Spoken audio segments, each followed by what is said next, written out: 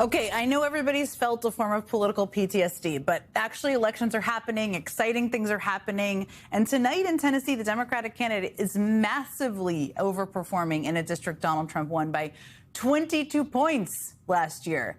And if someone tells Donald Trump that this Republican win is actually a huge Republican loss, you never know. He might be up late again. He might be. We'll see. I mean, just think about what happened last night. In quite a spree that began at 9 p.m. last night and ended around midnight, Trump made nearly 160 posts lashing out at political enemies and, of course, boosting fawning messages from his supporters, obviously. That is a rate of nearly one post per minute, just to give you a sense. And then, believe it or not, he started back up again shortly before 6 a.m. this morning.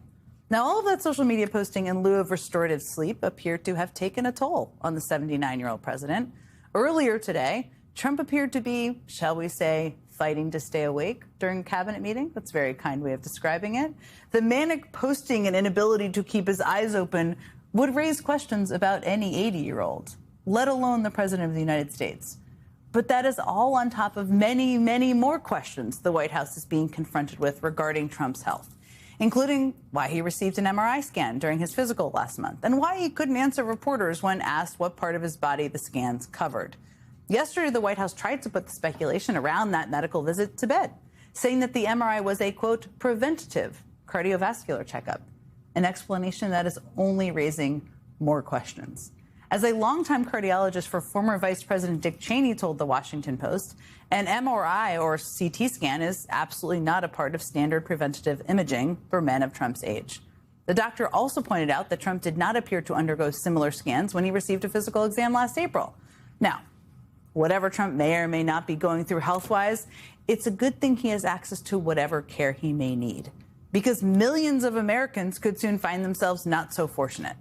Trump and House Republicans have still not budged at all, really, on extending subsidies for the Affordable Care Act that are set to expire at the end of this month.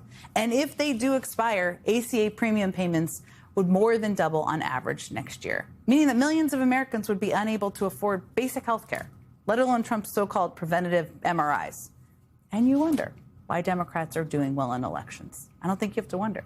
Joining me now is Abdul El-Sayed, a Democratic candidate running for the U.S. Senate in Michigan. He formerly served as the director of the Department of Health, Human and Veteran Services for Wayne County, Michigan.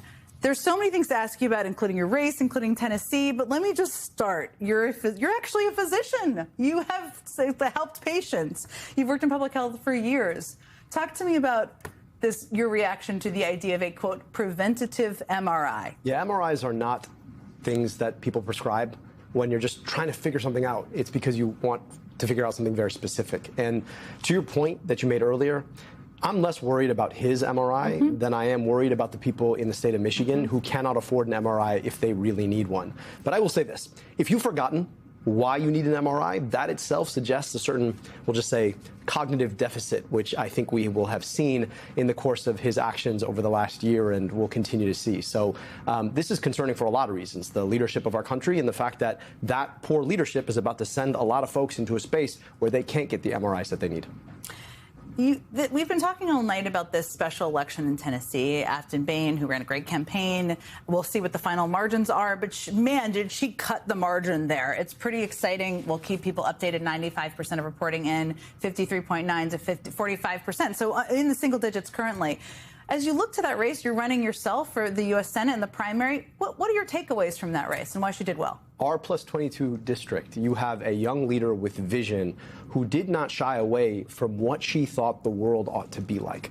And I think what people are looking for from their politicians is that future vision. I think so much of our politics is about the past. We want to contest what happened a year ago or 5 years ago or 9 years ago, instead of thinking about what we want in the next 5 years or 10 years for us, for our kids, for the next generation. And I think she was giving us a sense of what that vision. Obviously, she was up against real obstacles. But this is what's possible in a lot of communities if we are willing to have the courage as a party to actually go out and fight for that vision and talk about it affirmatively and unite people behind it. And too often, I think Democrats, we show up with our little lists and our checklists and our public policy statements that are so baked and polished around what some corporate donor wants and what we think the electorate wants that we're not here or here. We're somewhere in the middle in another region.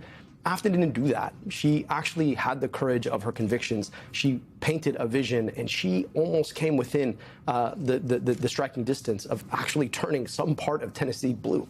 Burn the nationally distributed talking points. That's always my advice. Let me ask you, how do you think this applies to your race? You're running in a competitive primary. You're one of 3 candidates in that race. Why are you a better choice than the other 2? Yeah. Look, I'm not somebody who dreamed of being a U.S. senator. I wanted to be a doctor. And at some point, you get curious about why people get sick in the first place. And you start to think upstream, the kind of air that they breathe, the water they drink, the schools that they go to, the communities that they live in, the food that they have access to, whether or not they can walk in and see a doctor. And that's what got me into politics in the first place. I understood from the first time I ran back in 2018 that the impact of corporations buying and selling politicians to do their bidding rather than ours was the problem. I'm the only candidate in my race who's never touched a dime of corporate money. I'm also the only candidate who's running on Medicare for All. In fact, wrote the book on Medicare for All. So I'm running the kind of campaign where I am painting a vision of what we want for that future. And I'll tell you this, there was a poll that just came out today. It showed I'm within the margin of error of Mike Rogers. And let's be clear, it was a Republican poll. And anything that we're learning from this last election is that whatever they think about where Mike Rogers may be, Michigan is going to go a lot bluer than that.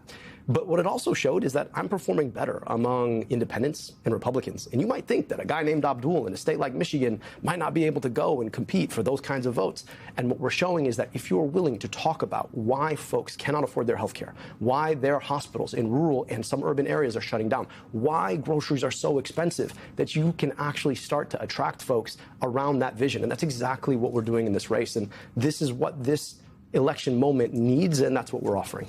Well, I think a lot of people out there are very excited about politics right now, or they should be, because the Democrats are winning in a lot of places right now. We're coming very close. Right. Jalil Saeed, thank you so much for joining me. Appreciate Thanks for having me.